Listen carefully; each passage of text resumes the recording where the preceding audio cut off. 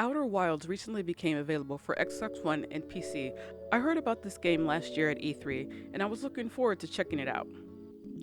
It doesn't take up too much hard drive space, being only 4 gigs, so it will be easy and quick to download. Now, just to give you a brief description about this game, you, a young hatchling, are ready to head out into their first space flight. Many before you have made the journey and discovered amazing wonders. Before you can take off, you must get the launch codes from the observatory. On your way there, you can learn how to use different tools that you'll need to explore, and about your own planet and the surrounding planets from the locals. Also, there are various spots on the planet where you can learn how to use your spaceship and how to work your spacesuit, and some other little tricks of the trade as well. Once you've retrieved the launch code, you're ready to blast off and discover the wonderful things in the universe. Things are going great for you. The sun rises and sets every day, but you notice something off about the sun every morning. The sun begins to turn redder with each passing day. One day you're out searching the world, and out of nowhere, the sun explodes. You die, and you get sent back to the day that you launched, back on your planet. Now your mission is clear. You must find out why your sun is dying and how you can prevent it. There are many things that I loved about this game. The gameplay overall is amazing. The time mechanic of the 3-day cycle we've seen before in games, i.e. Majora's Mask. But this one seemed different to me. Just because of the whole encouragement of exploration. Now yes, Majora's Mask also has that, but it's a little... You kind of have to understand the lore of The Legend of Zelda, and it makes it easier. But with this one, like, you're coming in fresh off the gate, you don't know anything about these people besides what you have learned while planetside. And that was really nice. Also, there are many ways to solve puzzles, and it's not always just a straightforward, right-in-your-face answer.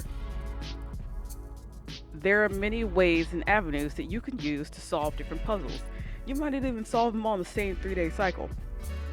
You might figure out something and then take what you figured out for the next cycle, apply it, and then take that to learn more about what's going on with this universe and why is it dying.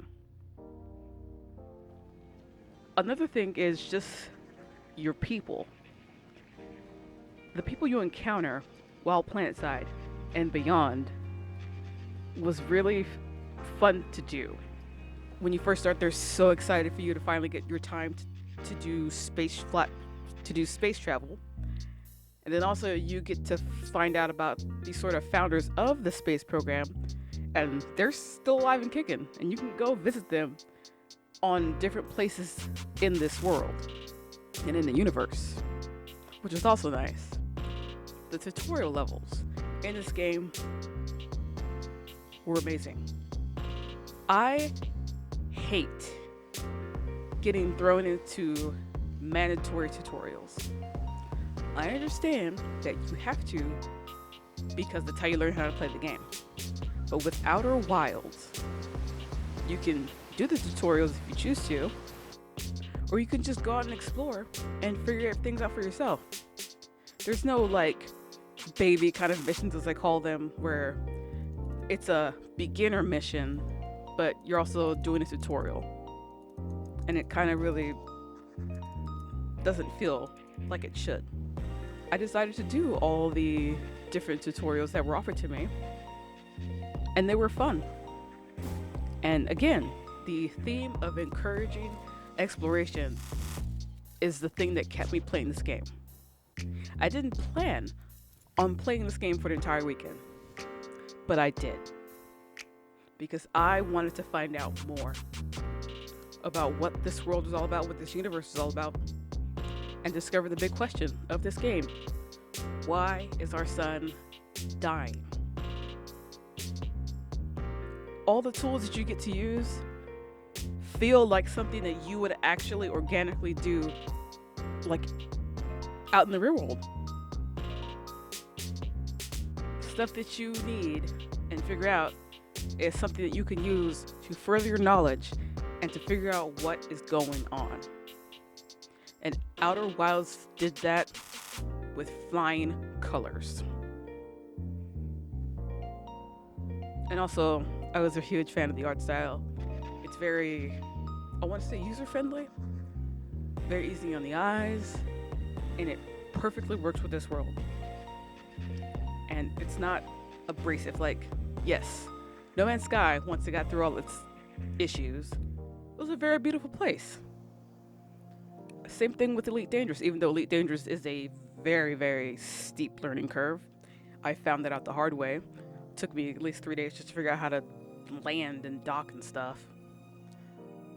But they also do the same thing that Outer Wilds do. They encourage exploration. But Outer Wilds makes it fun. I didn't feel like it was an arbitrary task that I had to do to get to the next point. I just loved being out there and exploring. And I didn't like that they didn't try to baby you, or it wasn't too easy, like, cause figuring out like velocities and trying to figure out how to properly land without your spaceship just drifting off into space, because it happened to me more times than I'd like to say. But I wasn't discouraged.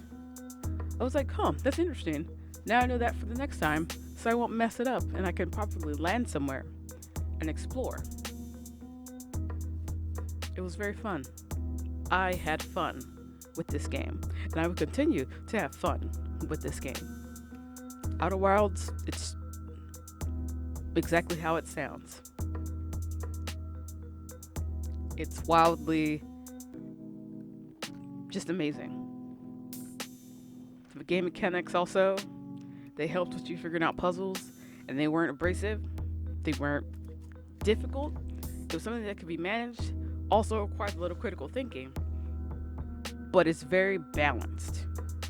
There's no, you have to go through so many hoops to figure this out and then go through other hoops, many hoops to figure that out.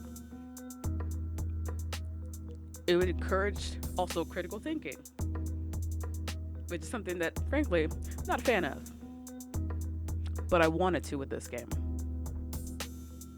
Outer Wilds made me want to be better. And it's hard to find games that actually will encourage that.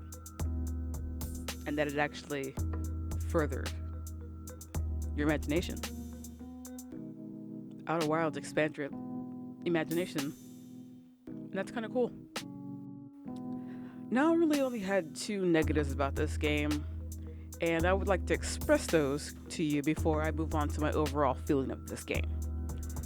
One of them is something that I knew they had to do because it's a part of the whole loading screen process, and that's how the world reloads and everything, so you can start from where you were before you blast it off. But as you die, you go back to the starting point of where you were on the planet beforehand. And as you're going back, you see all the adventures that you had previously through a series of pictures. So every picture that you've taken to that point, you will see again before you start back on the planet. Now, a couple of times it's okay. But then after the 5th or 6th or 8,000th death, it kind of sucks because you can't skip it. So you're kind of forced to sit there and wait for the pictures to pass by before you can wake up on your planet again. Now, I understand why they had to do it, like I said earlier. But it just kind of sucks you can't skip it.